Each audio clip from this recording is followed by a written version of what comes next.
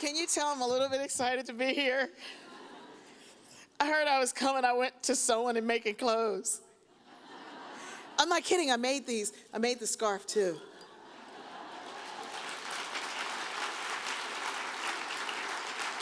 I know, yes.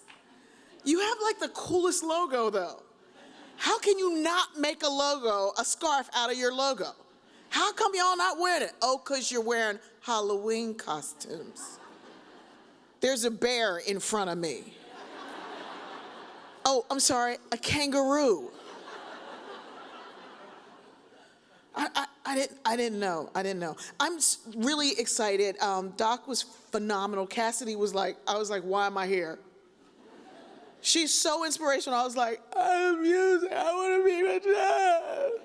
It's just amazing, amazing, amazing. But I do want to talk to you about resilience, connection, but I also want to talk about what you give to others and trying to give it back to yourself. As leaders, you don't. You're the last thing. In fact, in healthcare, y'all are like, let's just keep moving. Keep moving, we gotta move. And then you turn to a patient, you're like, hi, how are you? Love you so much. We're gonna make sure everything is great. Get together! But what you give to everybody else, you've got to learn to give to yourself and to one another. We're going to get to all of that, and we're going to do it, rather quickly. I feel like like those people who get up and go, I won't be before you long. And then they are. But I won't. Before I do that, any of that, I want to ask you to clean your filter. Every life has a filter. It's like the filter in the dryer. There's a note in the front that says clean before each use. I don't do laundry. My mother did the laundry. Laundry skips a generation. I am so not kidding you. Last week I pulled out the filter. There was a sweater in it. The filter is there to pull your negative experiences away from you, hold them so you can look at them, learn from them, and not repeat them. If you don't clean your filter, it becomes the window through which you see the world. I'll give you an example. I have a friend who's a teacher. She got a roster. She went down the list, said, this kid's going to be bad. I said, how do you know? You haven't met her. Her name's Shaquiqua. I said, how do you know Shaquiqua going to be bad? She said, last year, the worst child ever, her name was Shaquaqua. I said, so Shaquaqua made it bad for Shaquiqua. She said, mm-hmm. I said, I'm glad you didn't get Condoleezza. How you experience something will affect the way you see it in the future. We all get things caught in our filter. My ex-husband got caught in my filter.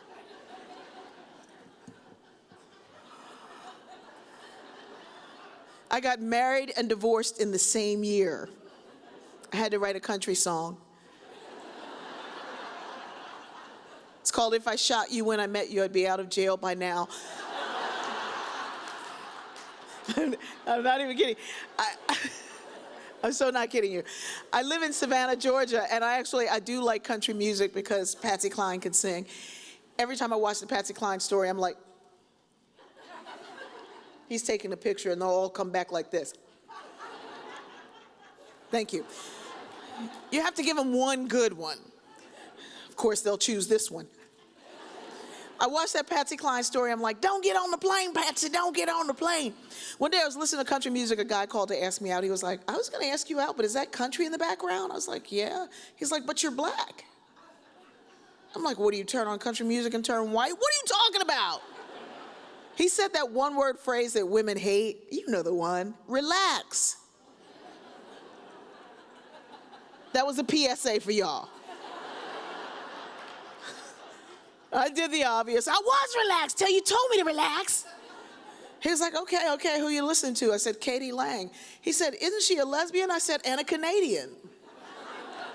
He said, are you a lesbian? I said, are you the alternative? My mama said, you can be dumb by yourself. There's no need to join up with stupid. There is one very quick, effective way for cleaning your filter, and you all know it, and you need to know it, and you have it, and it is really about appreciation. Take a moment to remember a time that somebody came back to tell you they appreciated something you did. Even if you don't touch a patient, if you're not at the bedside, if you're in research, if you're in IT, if you're in HR, you're still in healthcare. And if you're a provider of healthcare, however you do it, you have stories of appreciation like nobody else. But you all suffer from that thing I call, that's just my job. It's this disease when somebody comes to tell you thank you, they go, I just want to tell you thank you. I didn't know how I was going to make it. Oh, that's just my job. And you kind of erase the impact that appreciation can have for you. Part of my job is traveling all the time. I would do this for nothing. It's traveling and getting on a plane that really is the job for me. One day I was sitting in the airport, little girl's running in circles. She's running, she's crashing into things, she's crashing into people. She's with her father. The people around are like, somebody needs to get that kid. And the father's like, somebody needs to get that kid. So I look at the kid and I recognize all of this. I have 5 children. They're all adopted. They were all born fetal alcohol and crack addicted. My youngest son is diagnosed as autistic. We found out he's just odd. He didn't speak until he was 6. It was right after we saw The Lion King. Yeah, now he talks like James Earl Jones. I'm not even kidding. He's like, cereal, mother. My son chases the ceiling fan. We let him because that way we know where he is. One day he's chasing the ceiling fan, he stopped, he says, Mother, do you think at this time, this place, this moment, there's another planet where people are doing what we're doing at this time, this place, this moment? I said, oh my God, he's contemplating a parallel universe and chasing a ceiling fan. He's gonna take Dr. Sparing's job. I look at this kid, I recognize this. I'm like, kid. She said, what, lady? I said, Frozen or Monsters University? She said, Monsters University. She ran over to me, smashed her little body into me. I pulled up my phone. I pulled it up. I was going to rent it. And you know there's a period of time you can rent it, but prior to that time, you have to purchase it. The more popular it is, the longer that period of time. I pulled it up. I was like, oh, $14.99. It's not rentable yet. Don't you like Frozen? She's like, no, Monsters University. I was like, all right. I invest the $14.99. We begin to watch it. As with anything, when you're doing the right thing, time goes by. And it goes by quickly. I looked at her kid. It's time to board the plane now. We only watched 30, 40 minutes of it. We could have seen the whole thing if I thought of it sooner. She's like, that's okay, lady. It was good. Thank you so much. I said, oh, thank you. Her father was like, thank you, God. Thank you so much. I was like, yeah, I didn't do it for you. I got up to get on the plane. I was in more pain than I normally am. I limped over to board early. The gate agent said, this is for early boarding only. I didn't want to explain to her what I never talk about, what nobody on this team knew about until I got here today, that I suffer from MS. And some days are more difficult than others, and that was one of those days. So I said, it's time for me to board. I got to get on the plane, lady. I'm just getting on. I went on and got on the plane. I sat down in the seat. Flight attendant came over and said, oh, I'm so glad you're here, but this is the first class seating. I said, I know I'm a first class kind of gal. But actually I was angry, and I was wallowing in my pain and my anger and my frustration. And the moment I was about to let it grip me, I heard a little voice, lady, hey lady. I'm like, what, kid, where are you? What do you want? She comes running around, finds me. She runs up into my arms and she hands me this. And I couldn't see what it was, and I was holding it, so I know you can't see what it was. It's the glove to her doll.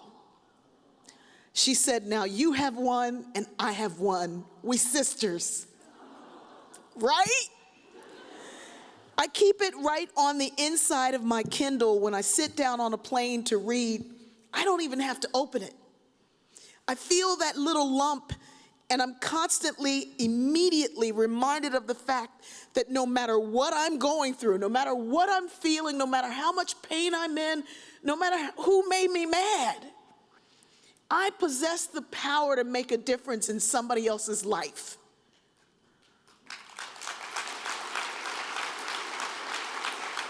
It doesn't take a lot. It doesn't take much at all. Sometimes it's $14.99, but it doesn't take much. And that's really what appreciation is for, to remind us of the power that we have. And you have to be reminded. I love people in healthcare. I've learned more from healthcare than I've learned from anywhere else in my life. And I'm going to tell you the story that set me on this course. My mom was an amazing, amazing woman, but at 85, she was diagnosed with a brain tumor. It resulted in 5 heart attacks and 6 strokes over a 2-year period. We were in the hospital, out of the hospital, in the hospital, out of the hospital. She was that resilient woman. She was the woman who had been in ICU eating fried chicken. And I go, can you get her in a regular room? They go, look at her vitals. She's dead. We don't know how she's eating chicken. And my mom got amazing care, but at first she was afraid, like most people are in healthcare. And so I was going to be her advocate, but I didn't know what that meant, and I didn't know how to do it. But I learned a lot on the way. So the first night she said, just make sure I don't die in a hospital. I don't want to die in a hospital. I said, okay, Mom, you won't. Don't worry. So I came in the hospital, and I was that family member that no one who enters a room ever wants to see. I was the one with the journal.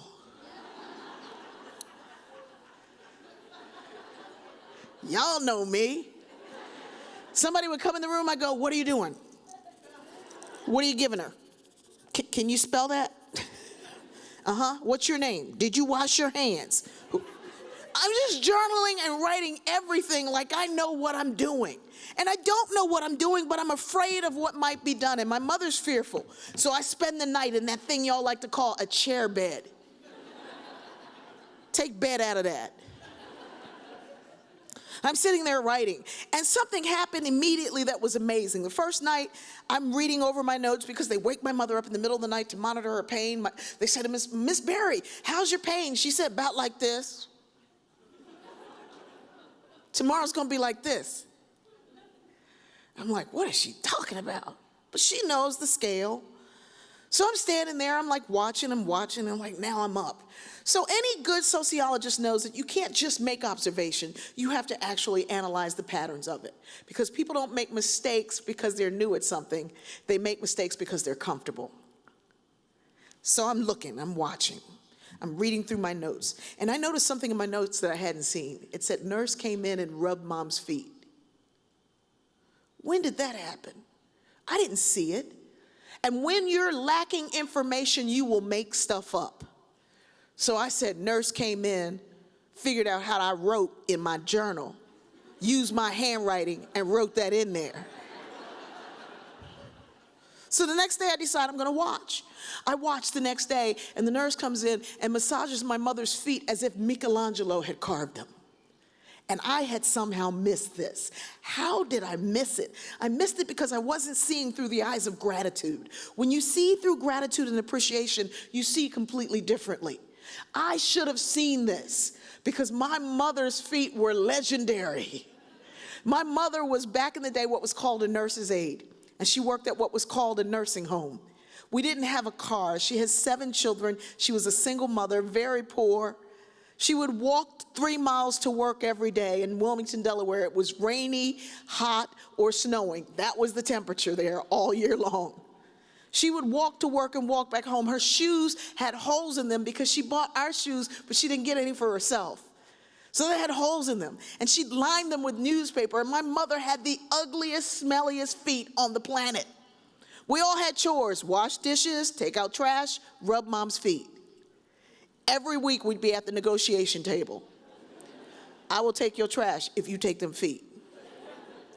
Nobody wanted to be around, so her feet being such a legendary thing, I mean, we have stories around them. We use them as lines in a story. We say, oh man, I was down the street the other day and the street looked so ugly, it looked like Mom's feet.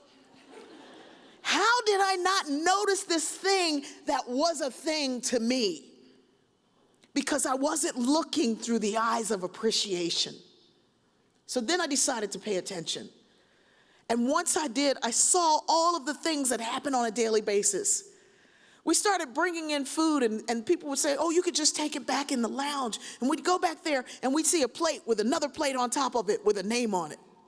And that plate was always there because you don't have time to stop and do what needed to be done. The day that was my mom's last day, I learned so much. She was given so much love and care, and I said, Mom, let's go ahead and take you home. She said, I don't want to go home. I said, that's what you said. She said, no. I said, I want to be with my loved ones. Look around you. There were people there who had cared for her over a 2-year period, and they all came in to see her. They used to call my mom the chocolate lady because she gave out chocolate. The first time I heard it, I was like, what? It's okay to say black. They were like, to this day, people stop me and say, hey, the chocolate lady. That day, my mom said, it's time for me to go. I'm tired. I've had enough. But I've been laying here trying to figure out what to leave you, and I want you to share it. I'm like, Mom, stop it. You're not going anywhere. You don't have to give me anything. And what do you got that I can share? She said, well, you know I don't have any money. You've been taking care of me the last 18 years of my life. I've lived with you. All the good jewelry I have, you gave it to me. I don't think it'd be right to give it back.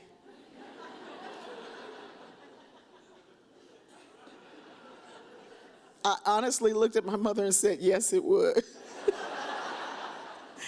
She said, I know what to give you, and when you go to speak to others who do more for everybody than they do for themselves, I want you to share this with them.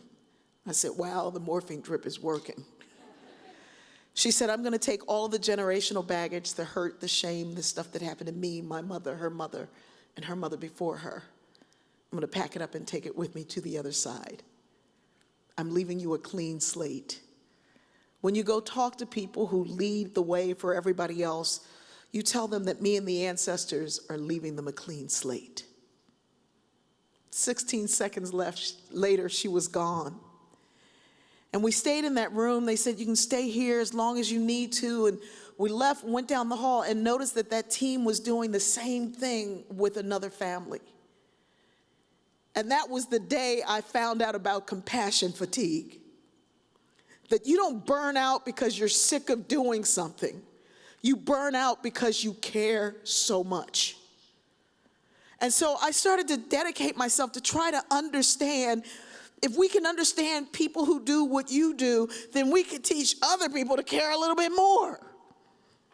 This caring that you have for it, that it burns you out so much, that then you have to lead people who you know you're burning out. How do you do that? There's a wonderful Arabic proverb that says, when a person seeks their purpose, the universe conspires to answer. So I asked, how does this done? And then I got sick. I fell and had a head injury about 5 years ago also. I think it was 5 years. I can't really remember. One day I was trying to pour milk in my tea. I was pouring it in my purse. I said to the doctor, you got to fix this. I don't know what's going on. He said, we don't like to use words like fix. I said, make up a word and apply it. He said, well, you know, your brain, the computer was designed like your brain. When your computer crashes, what do? I said, reboot. He said, that's what's happening for you. You've got to reboot because everything you do is on a script and you've got to reboot. I looked at him, crossed my eyes, and I started doing this. He said, are you okay? I said, yeah. He said, what are you doing? I said, deleting old files. Look, there's you. You don't have to knock yourself upside your head, but you do have to delete some old files.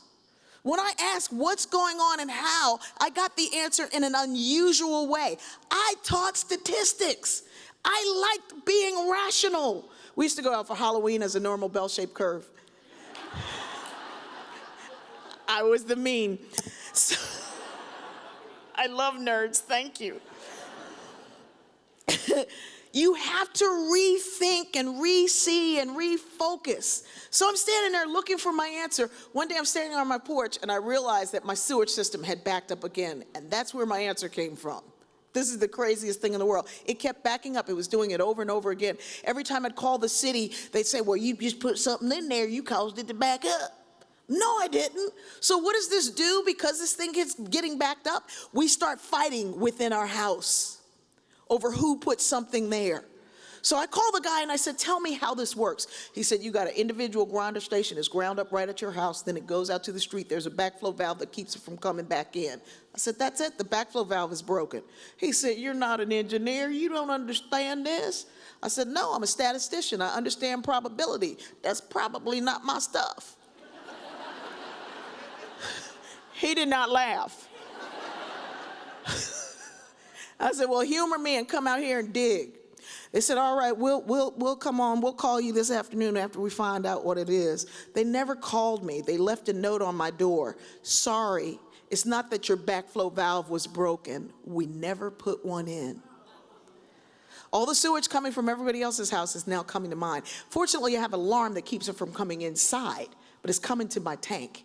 Prior to that, the truck would come down the street, flashing red light. All my neighbors would stand out and go, you blacked up again, aren't you? I'm not backed up. Yes, you were. That day, all the trucks in the city came down our street, every one of them, but they didn't come to my house. They went to everybody else. The neighbors came banging on the door. What did you do? What did you do? You messed up my system. I said, no, I didn't. I gave you back your stuff. Light came on for me. I'm doing everything I can in my house with my team to make sure we're okay, but I'm taking on everybody else's stuff. And you have to figure out how to process the stuff so that it doesn't become yours. Because what happens in healthcare is you all start becoming teams that fight within the group, and then you become teams that fight across the group, and nobody likes each other. You're walking around like, I'm from HR. You walk up on IT. It's like the Bloods and the Crips. We IT. We also call ourselves IT. You don't even know why you don't like each other. How come you don't like each other? They told me on the first day we don't like each other. And you keep doing it and passing it on and passing it on. And that infighting doesn't lead to anything. In fact, you all as leaders are the only one who really understand what it is to do all of this. And you have to give hope to one another so you can go back. I want you to laugh more. Laughter is a gift to those who do the work. It's also the shorthand for telling a story. You connect through story. We are wired for narrative. As much as I love statistical analysis, all it does is gather a bunch of story to tell one story. But we connect through story. Start sharing them. I used to co-own an art gallery. We use all the proceeds to help families in need. I know it sounds like a really noble thing. We got tired of them living with us. Whenever we get a family moved in, we ask them to come back on moving day to help another family. This family had come in. The mother's teeth were sticking way out. We looked and said, what happened to you? She said, I don't know. I woke up and something not right. We were like, it sure ain't. She said, help me, something not right. It took us an hour to figure out she'd accidentally put on her husband's dentures. We laughed just like you're doing. And then what happens when you laugh at something and it tickles you and you just love it? It makes you say, ha, ha, ha, ha. You want to tell people, but not just anybody. You want to tell people who don't laugh. There's a wonderful book you must read called A Failure of Nerve, Leadership in the Age of the Quick Fix by Friedman. A Failure of Nerve. He says that leaders must do two things. They must be willing to give to themselves what they so willingly give to others. They must be well. But the second thing is you must stop chasing difficult people. We spend so much energy chasing the one who really won't get along that we lose the ones who are already there on board. Stay with the ones who are on board. Thank you. Yes. Stay with the ones who are on board, and they will lead the way for you with those who are difficult. I call this woman, we have two sets of friends, people who paint, clean, give up stuff, and then we have a group of people who come to the party we have after all the work's done. Both are necessary, don't confuse the two. I call this woman, I'm like, and her teeth are sticking out, and she said something not right. It was her husband's dentures. She said, I can't believe you're laughing at the very people you claim you're supposed to be helping. I hung up and laughed at her.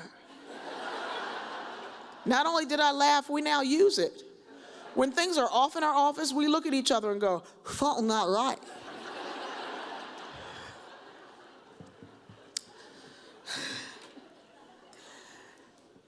I want to say something really, really quickly about resilience. And resilience is confidence, but confidence doesn't just come from you. It's like self-esteem. It doesn't come from the self. It's for the self, but it doesn't come from the self. And sometimes you can have confidence in one area, but not in another. And I'm really, really confident in a lot of things that I do, but on some days I don't know how it's going to work just because of life. My hair, I used to have very long dreadlocks. In fact, if you see me do this, it's a phantom dreadlock. And so when I had to cut it off, and then I tried to let it grow back out, but it's curly in the center and really straight on the sides, and I can tell it needs to be cut whenever I go to help serve food to the hungry and the homeless, and somebody would look at me and go, come on, baby, get in the line. Ain't no shame in this line. Need a haircut. So I asked my hairdresser to hook me up, and she's a beautiful Panamanian woman. She cut down and texturized it. It was perfect until it was wet, after it was wet and when it dried. When it dried, I had big gaping holes throughout my entire head. I tried to do that thing that men do to fix it, but it didn't work because I didn't have that one long piece that I could whip around. I'm in the airport for an early flight. I had to go to a conference. There was going to be 5,000 people in the room. I was going to be on big jumbotrons like I am today, and I had these big gaping holes throughout my head. I was like, oh my God. I called my hairdresser. I'm like, you got to come and fix it. She said, I could do it from here. Sana sana korita darana. Thank you for getting that. I was like, it didn't do nothing. I'm mad. I'm like angry. I'm upset. Everything is going wrong. A lot of stuff that happens at work really started happening somewhere else. I walk up to get my little coffee, green tea, latte, soy milk, no sweetener. They're like, sorry, the machine's not working. I'm like, it's because of my hair. So I go to the bathroom to talk to myself. When I get crazy, I usually talk to myself in the voice of Nelson Mandela. I was like, our greatest fear is not that we are powerless, but that we are powerful beyond measure. It is our light, not our darkness, that we are afraid of.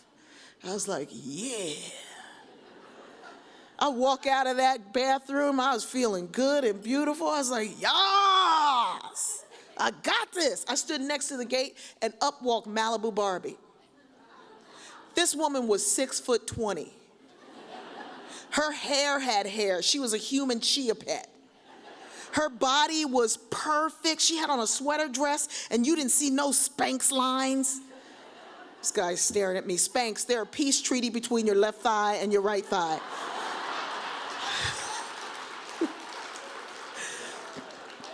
She had on diamond jewelry. She had a diamond bracelet, diamond earrings, big old diamond ring. She looked at me and said, hi, how are you? I was like, oh, and she's nice too. And because of my insecurity, something welled up within me. And I said, I bet she conned some stupid man out of all that jewelry. I said, where'd that come from? And I could hear my mother on the other side saying, it came from your head. So I began to pray. I said, please, please, don't let her be seated next to me. I got on the plane. She wasn't. She was across from me. It gave me the moment I needed to go inside myself, to deal with my own stuff. And the moment I said, where's this coming from? I could see myself as a child being told that I was ugly, I was useless, I never managed to be anything. And I thought, wow, I thought I let that go. I thought when I earned that PhD at 26, I let that go. I thought when I wrote 11 best-selling books, I let it go. I thought when I did all this stuff with the kids, I let it go. But our accomplishments don't really wipe out the stuff that's within us. We have to be willing to go inside and deal with it ourselves. I ask for forgiveness of myself and of all those who said it. Forgiveness is not about letting somebody else off the hook. It's about getting off the hook they put you on. So I let it go. I got off the plane. I was walking, looking at the board to see where I connected. Malibu Barbie comes skipping up. She said, where are you going? I said, where are you going? She said, the Virgin Islands. I said, Buffalo.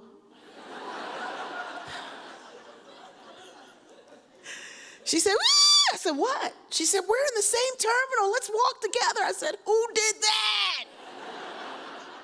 I start walking with her through the airport, and every man in the airport is doing this. I said, what does that feel like? She said, what? I said, to have every man staring at you like this. She said, please don't say that. Don't say that. Don't say that. I said, well, this is what's happening. I said, but what's going on with you? I grabbed her by her shoulders. I said, what's happening? She said, my father used to tell me that I was ugly, I was useless, I'd never be anything.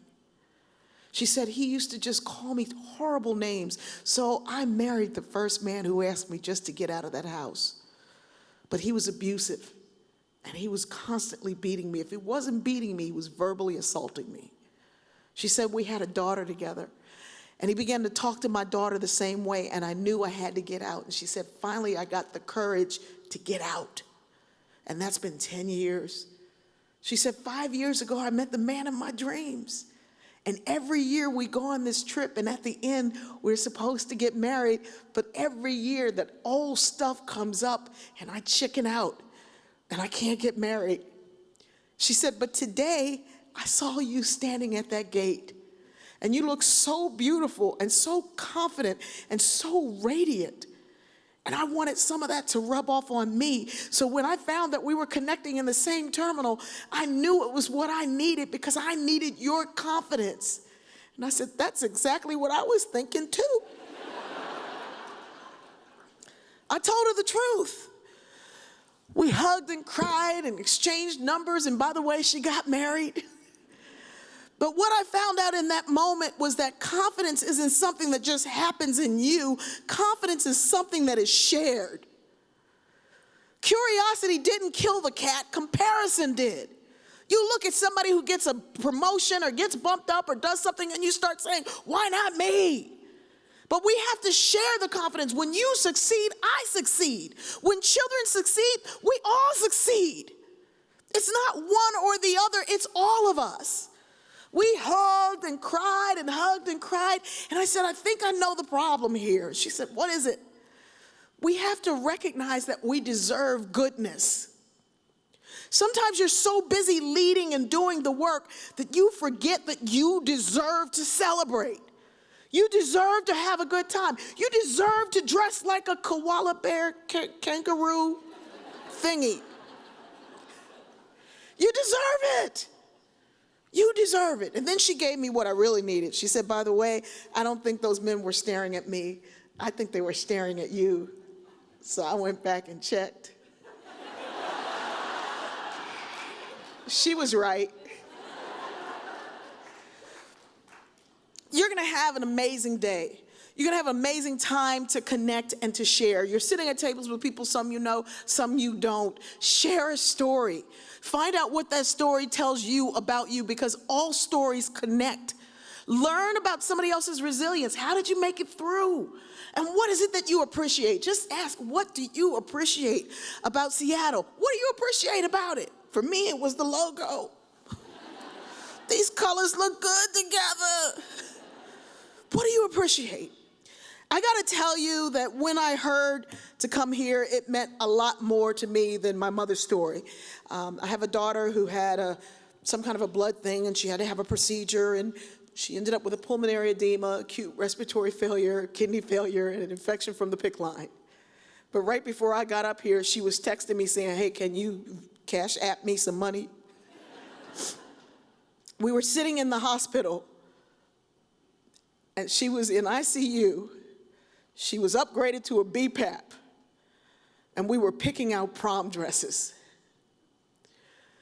because her nurse didn't give up.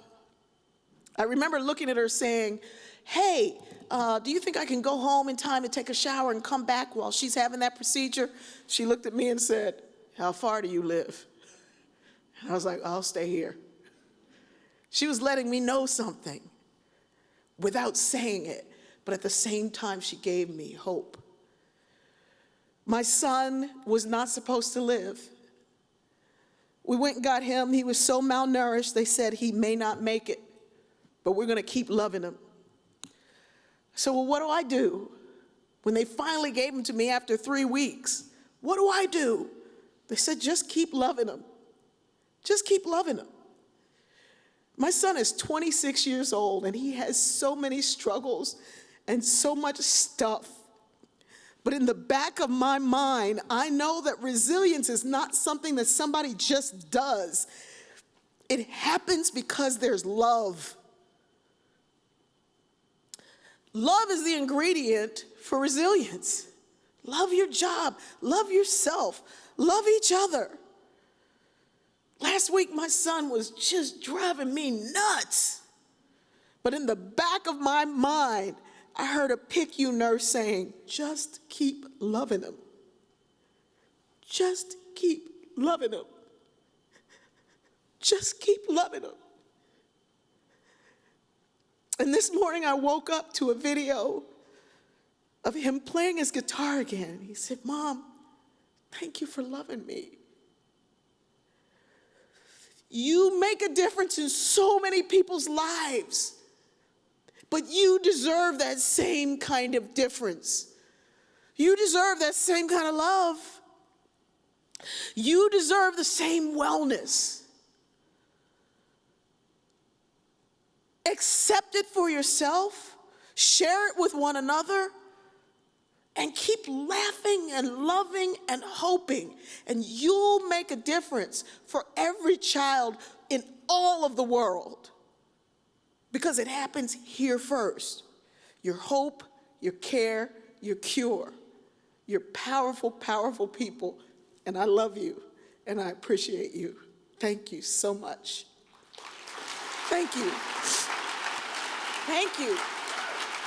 Thank you. Thank you.